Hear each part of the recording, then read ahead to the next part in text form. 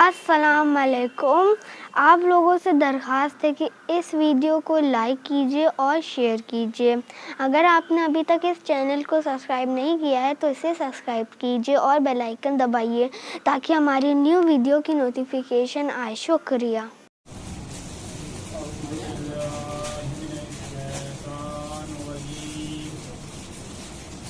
بسم اللہ الرحمن الرحیم.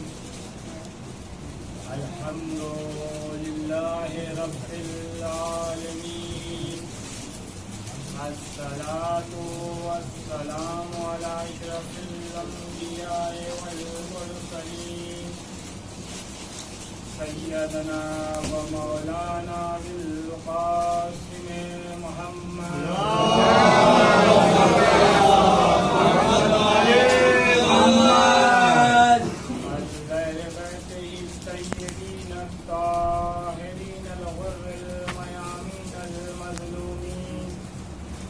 لعنة الله على القوم الظالمين. أما بعد فقد قال الله تعالى في القرآن الحكيم. بسم الله الرحمن الرحيم. والعصر إن الإنسان لفي خسر إلا الذين آمنوا وعملوا الصالحات وتواصوا بالحق وتواصوا بالصبر.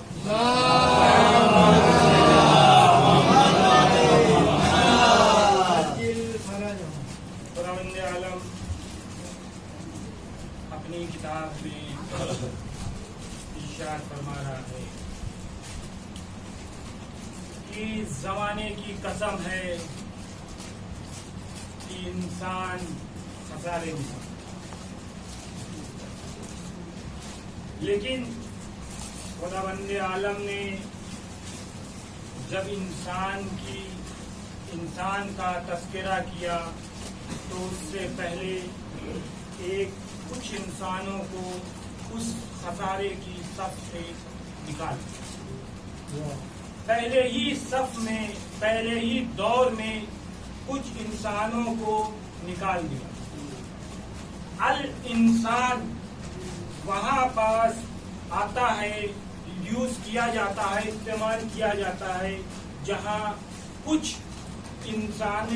خاص انسانوں کے لیے تذکرہ ہو، جس میں پہلے اسٹیج میں خداوند عالم نے صرف عاقل انسانوں کو لیا اور جو مجنون تھے، جو پاگل ہے، یا جو وہ انسان جو ابھی بالغ نہیں ہوئے، ان انسانوں کو اس صف سے باہر کر. اب جب عاقل انسانوں کی صف لگا لی خداوند عالم نے، اب اس کے بعد آگے بڑھ کے خداوند عالم نے ارشاد فرمایا. لیکن وہ نہیں کہ جو ایمان لائے، جو عمل صالح انجام دیتے ہیں اور جنہوں نے حق کی تلقین.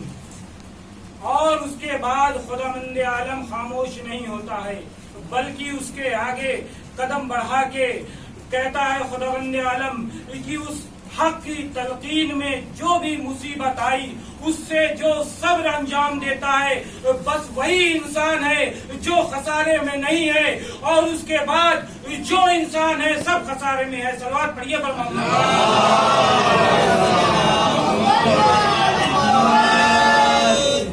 اب یہاں تذکرہ اگر صبر کا کیا جائے، جو کہ حق کی تلقین میں حق کے لیے جو کام کرتے ہیں، ان کے بیچ جو مصیبت آتی ہے اس پہ جو صبر کرتے ہیں، ان کے لیے اگر بات کیا جائے تو کسی صحابی نے مولا کائنات سے سوال کیا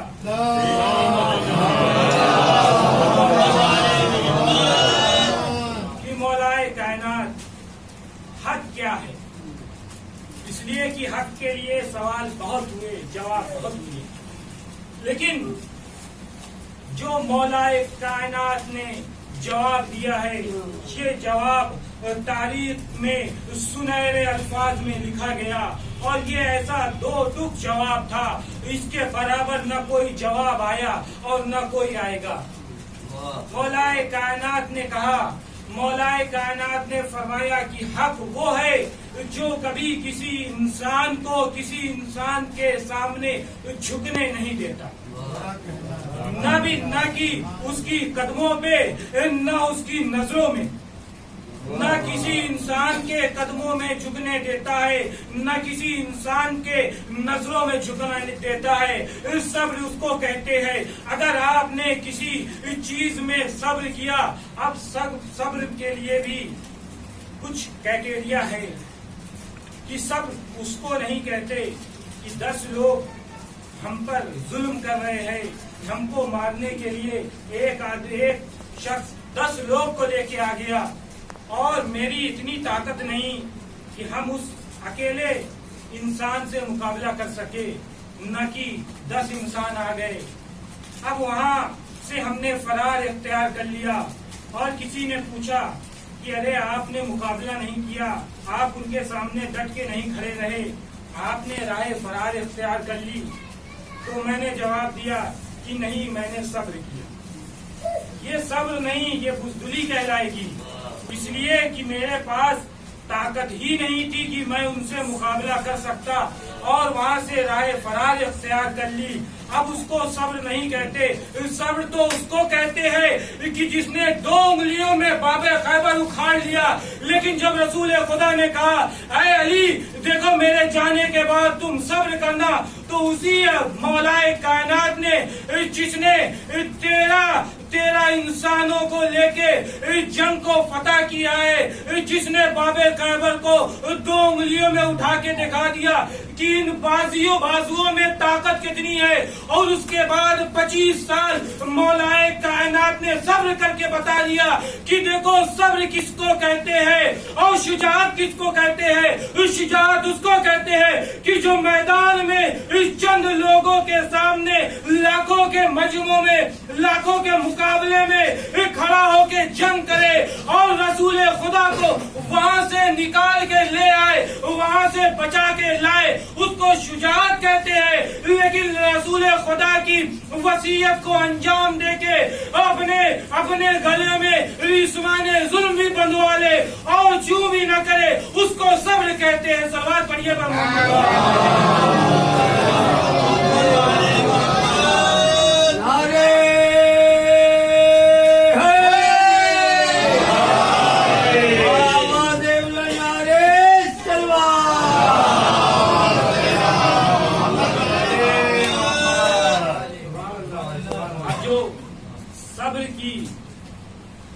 سب سے پہلی چیز بتائی جاتی ہے اس کو حلم کہتے ہیں۔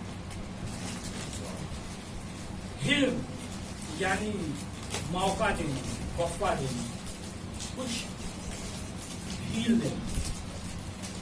اس لیے کہ ہم سب ابھی 3 مہینہ پہلے ماہ مبارک کو درج کر چکے ہیں، اور اس سال تو ماہ مبارک ایسا درج ہوا کہ اس سے پہلے شاید کبھی نہیں۔ لاک ڈاؤن کا دور تھا، سب چھٹیاں تھی، سب اپنے گھر پہ تھے، اور عبادت کا لطف بہت لیا۔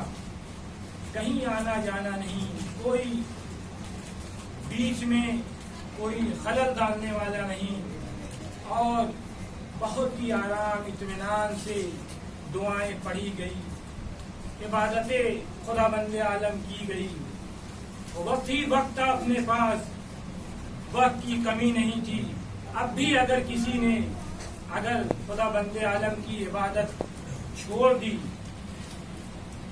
تو اب اس کے پاس کوئی بہانہ نہیں بچا کہ وقت نہیں تھا، آفس جانا تھا، دکان جانا تھا، بزنس میں جانا تھا، موقع نہیں ملا کہ عبادت کر سکے۔ لیکن اس بار خدا بند عالم نے موقع ہی موقع دیا، وقت ہی وقت دیا۔ جتنی چاہو عبادت کرو، تمہیں روڈ پہ نکلنے تک کو مناہی ہے، گھر پہ رہنا ہے، عبادت ہی عبادت کرو۔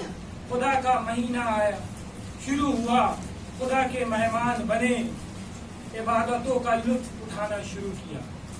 اس میں دعائے افتتاح سب نے پڑھی ہوئی 13, 14, 15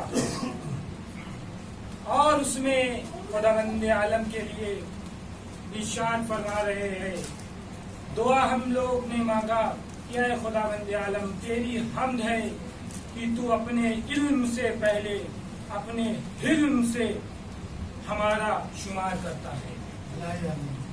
کہ خداوند عالم کو علم ہے کہ ہم نے یہ گناہ کر لی اور اب ہم معافی نہیں مانگیں گے, استغفار نہیں کریں گے.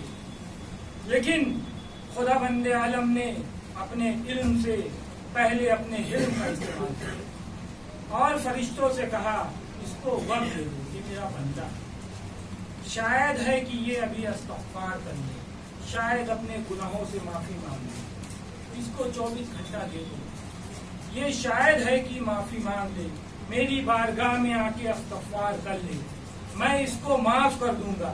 جبکہ خداوند عالم جانتا ہے کہ یہ 24 گھنٹہ نہیں, 24 مہینہ نہیں, 24 سال نہیں, پوری زندگی یہ استغفار نہیں کرے گا.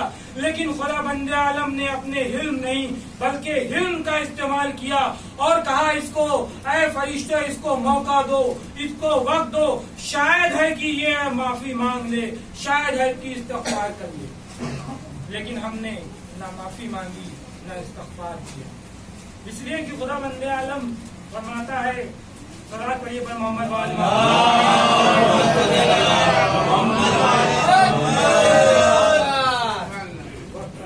بہت کم ہے, چند باتیں جو ہو جائیں گی اس کے بعد رب کے مسائل. کہ خداوند عالم کہہ رہا ہے کہ 4 لوگ ہیں, 4 طرح کی گناہیں کرتے ہیں, جس میں 3 لوگوں کو میں معاف کر سکتا ہوں, لیکن ایک وہ لوگ ہے کہ جن کو میں معاف نہیں. ایک وہ ہے کہ جو گناہیں کرتے ہیں لیکن ان کو پتہ ہی نہیں کہ یہ گناہ ہے, کیا گناہ ہے, کیا ثواب ہے. جنگل میں رہتے ہیں یا کہیں ایسی جگہ رہتے ہیں کہ ان کو علم ہی نہیں ہو پاتا, دریافت کرتے ہیں لیکن ان کو پتہ نہیں چلتا کہ یہ گناہ ہے, ثواب ہے, کیا گناہ کیا ثواب, اور اسی حالت میں وہ مر جاتا. خداوند عالم فرماتا ہے کہ میں ان کو یہ معاف کر سکتا ہوں, اور یہ گناہیں وہ جو خداوند عالم کے لیے ہوئی, جو بندے کے لیے گناہ کی گئی ہے اس کو معافی کرنے کا اختیار خداوند عالم نے بندے کو دیا. کہ ہم نے اگر کسی بندے کو, کسی انسان کو کوئی تکلیف دی ہے تو اس کی معافی وہی انسان دے سکتا ہے. خداوند عالم نے اس کا مختار و مالک اس انسان کو بنا دیا. لیکن خداوند عالم یہاں اپنے سلسلے میں کہہ رہا ہے کہ وہ انسان جو گناہیں کرتا ہے لیکن اس کو پتہ ہی نہیں کہ یہ گناہ ہے اور اسی حالت میں وہ اس دنیا سے چلا جاتا ہے, میں اس کو معاف کر سکتا ہوں. لیکن اور دوسری کنڈیشن بتائی خداوند عالم نے, تو دوسرا انسان بتایا کہ وہ جس کو پتہ ہی نہیں کہ یہ گناہ ہے, یہ ثواب ہے, اور وہ اس گناہ کو کرتا ہے لیکن مرنے سے پہلے اس کو اس کا علم ہو جاتا ہے کہ یہ جو میں نے کیا ہے یہ گناہ ہے, اور وہ خداوند عالم سے استغفار کرتا ہے, خداوند عالم کی بارگاہ میں گر گرا کے معذرت کرتا ہے, معافی مانگتا ہے, تو میں اس کو معاف کر دیتا ہوں. لیکن تیسرا انسان وہ ہے کہ جس کو پتا ہے کہ یہ گناہ ہے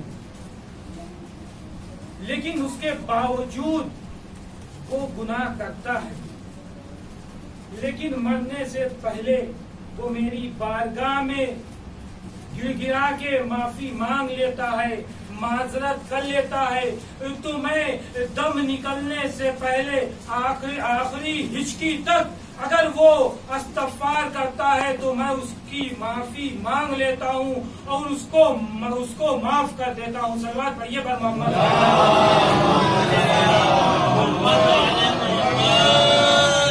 اس لیے کہ اگر میں نے گھر میں ایک نوکر رکھا और उस नौकर से एक बर्तन टूट गया और नौकर आके मालिक के ऊपर गुर्रा देता है और कहे ये बर्तन जो टूटा इसमें मेरी नहीं बल्कि आपकी गलती है कि आप इतने कमजोर बर्तन लाए ही क्यों कि वो टूट गए।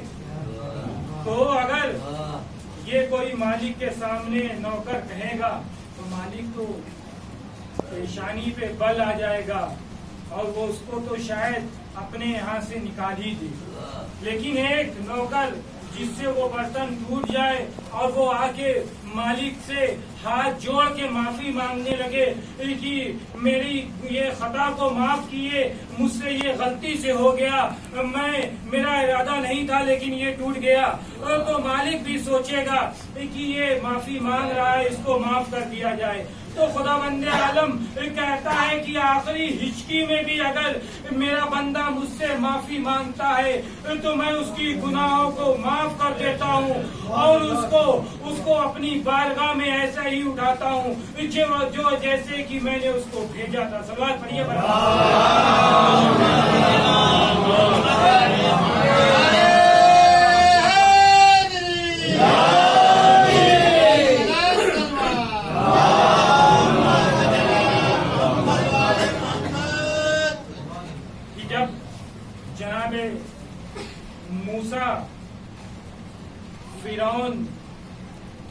फिरौन जब जनाब मूसा का पीछा करता है और दरियाए नील तक पहुंचता है और उस नील में गर्क होने लगता है तो वो मूसा से कहता है, मूसा मुझे माफ कर दो, मुझको बचा लो, ऐ मूसा मुझको बचा लो, ऐ मूसा मुझको बचा लो। खुदावंद आलम मूसा से फरमाते हैं कि ऐ मूसा ये बंदा है मेरा, ये माफी मांग रहा है तुमसे, इसको क्या किया जाए। तो जनाबे मूसा फरमाते हैं बहुत परेशान किया इसने, बहुत गुनाहें की है, तो बहुत मुझको इसने आजिज किया है, खुदावंद आलम इसको गर्क हो जाएंगे। जब फिरौन गर्क हो गया तो खुदावंद आलम ने फरमाया कि ऐ मूसा ये तुमसे इतना माफी मांग रहा था, इतनी इस्तग़फ़ार कर रहा था, इतनी सदा बुलंद कर रहा था कि ऐ मूसा माफ कर दो, काश कि इसने एक बार भी मेरे सामने हाथ फैला दिया होता और कहा होता ऐ खुदावंद आलम मुझको माफ कर दो, तो मैं बहरहाल माफ करने वाला हूँ, मैं इसकी सारी खताओं को माफ कर देता और इसको बचा लेता। लेकिन इसने तुमसे माफी मांगता रहा, लेकिन इसने मेरे सामने एक मर्तबा भी हाथ न फैलाया, नहीं तो मैं इसको माफ कर देता। सवाल पढ़िए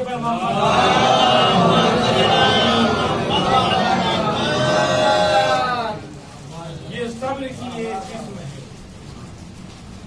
लेकिन सब्र की अगर सबसे बड़ी देखना है, सब्र सबसे बड़ा सब्र देखना है तो वो सब्र कहाँ मिलेगा। वो सब्र मिलेगा करबला के मैदान में कि जब इमाम हुसैन से बायत मांगी गई तो मौलाए इमाम हुसैन ने बायत को मदीने मुनव्वरा में ही कुचल दिया और इमाम हुसैन ने फरमाया यजीद से कि यजीद याद रखो कि मुझ जैसा तुझ जैसे की बैत कभी करेगा नहीं। मौला इमाम हुसैन ने बैत को वहीं कुचल दिया और उसके बाद किसने बैत मांगी इसका खुलासा करने करबला के मैदान में आ गए और करबला में आने के बाद इमाम हुसैन ने सब्र का वो सिला दिखाया कि सब्र किसे कहते हैं। अरे हजरत अब्बास जैसा बहादुर शेर मौजूद था, लेकिन तलवार न देके इमाम हुसैन ने कहा सब्र इसको कहते हैं कि ताकत है, लेकिन सब्र मैंने किया। इमाम हुसैन को खैमा हटाने को कह दिया, लेकिन हजरत अब्बास खड़े हो गए, लेकिन इमाम हुसैन ने हजरत अब्बास को रोक के बताया कि देखो सब्र किसे कहते हैं। हाँ, इमाम हुसैन ने सब्र का वो जौहर दिखाया कि हुर ने जब इमाम हुसैन का सब्र देखा तो हुर ने अपने भाई को बुला के कहा कि है भाई, वो सुनते हो आवाज की कौन सी सदा आ रही है? उनके भाई ने कहा हाँ, लतश लतश की आवाज बुलंद है। तो उन्होंने कहा हाँ, ये वही बच्चे हैं, अरे ये वही हुसैन के बच्चे हैं जिस हुसैन ने हमें सैराब किया था कि जब हमारी प्यास की वो हाल थी कि जान जाने को थी, लेकिन हुसैन ने हमें सैराब किया। आज हुसैन पे वो वक्त आ गया कि उनके बच्चे लतश की आवाज बुलंद कर रहे हैं। तो उनके भाई ने कहा कि तुम्हारा क्या फैसला है? तो उन्होंने कहा कि एक तरफ जन्नत है, एक तरफ जहन्नम है। अब मैं चाहता हूँ, मेरा फैसला ये है कि जहन्नम को छोड़ के जन्नत की जानिब चला जाए। जनाबे हुर अब जब तक यजीद की फौज में हुर थे, अब जनाबे हुर बनने के लिए एक छोटा सा काफिला तैयार करके इमाम हुसैन के खैमे के जानिब बढ़ना चाहते हैं। लेकिन अब आलम क्या है कि जनाबे हुर का हाथ बंधा है, आंखों में पट्टियां है, अरे इमाम हुसैन की जानिब बढ़ते हैं। अरे लेकिन इमाम हुसैन ने भी तो वाज दिया कि जैसे ही उनका काफिला आता हुआ दिखा, जनाबे अली अकबर से कहा अली अकबर आगे बढ़ो, वो मेरा दोस्त आ रहा है, वो मेरा मुहिब आ रहा है, वो हुर आ रहा है। हजरत अली अकबर आगे बढ़े हुर के इस्तकबाल में, और जब काफिला आगे बढ़ा, अब कमर बनी हाशिम हजरत अबुल फजल अब्बास से कहा अब्बास, भैया अब्बास आगे बढ़ो, मेरा हुर आ रहा है। अरे जैसे ही हुर करीब आए, इमाम हुसैन खुद बढ़े। अरे जैसे ही इमाम हुसैन के आने की खबर हुर के बेटे ने दी, अरे जनाबे हुर ने अपने आप को अरे घोड़े से गिरा दिया और फरमाया आका मेरी गुनाह माफ हो सकती है। इमाम हुसैन ने क्या जुमला कहा, अरे तुम तब भी आजाद थे, तुम अब भी आजाद हो, और तुम्हारा इस्तकबाल है, और तुम हम में हो। और हुर को वो अज दिया कि शहजादी का रूमाल हुर को बांध के बता दिया कि जो मेरे साथ आता है उसको मैं वो तवल्लुक देता हूँ कि वो दुनिया में भी काम आए और आखिरत में भी काम आए। इन्ना लिल्लाहि व इन्ना इलैहि राजिऊन।